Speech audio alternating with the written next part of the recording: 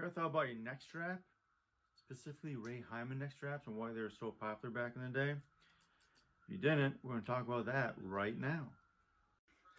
Well, back in the day, many neck straps were string based, like this one here, with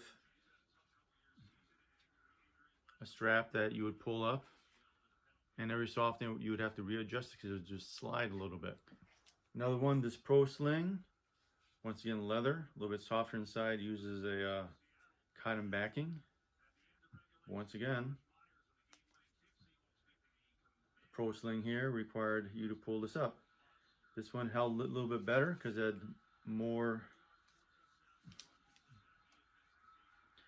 This one held a little bit better because it had more strings to it, but it still would slip a little bit from time to time.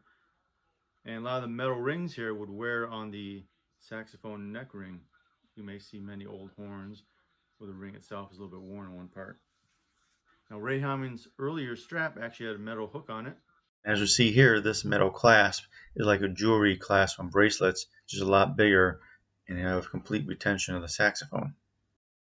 As neck straps evolved, they went to plastic holes, but even this one, I remember this was one on my early coughs. It would slip from time to time and you have to readjust it. But from the earlier Ray Hyman one with the metal hook on the clasps, the design evolved. This one is a white strap, but it still doesn't slip. You can see the hook here. This hook actually hooks into and clips into the instrument, as you can see here. Of course, you have later ones that are black, same type of hook. You can see a double wrap of the strap itself, like the earlier one. As time evolved, like the one I currently use,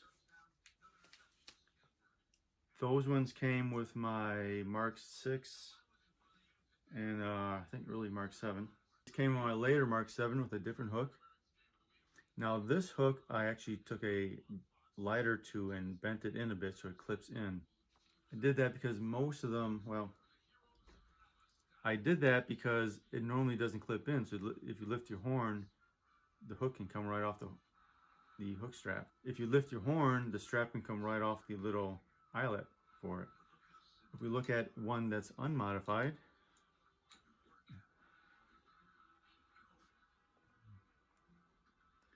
I don't know if you can see this, but this hole here is larger than the white one. This white one, like I said, I put a lighter to it, got a little bit warm, and I squeezed it in a bit so it would click right into the little eyelet on the horn. And this one isn't yet.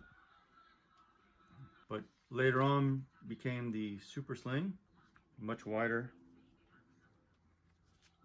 strap, a little bit more comfortable, and a different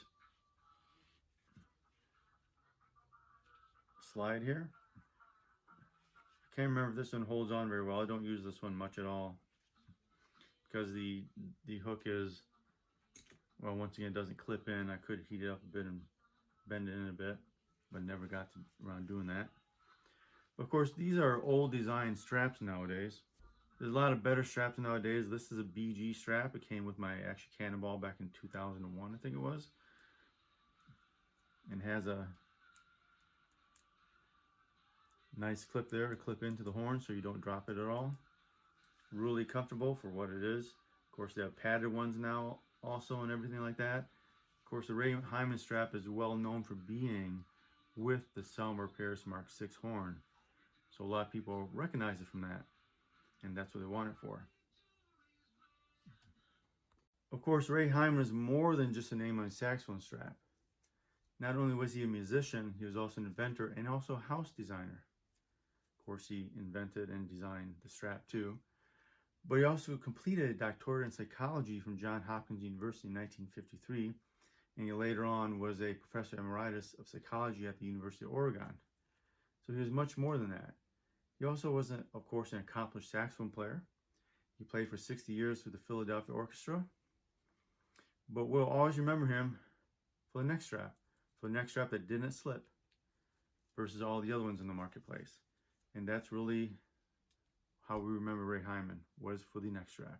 But that's all I want to do is introduce you to the Ray Hyman Neckstrap, why it was famous, why people used it, and why it's still used today, because it doesn't slip. Anyways, don't forget to give a thumbs up, like, share, and subscribe, and we'll see you later.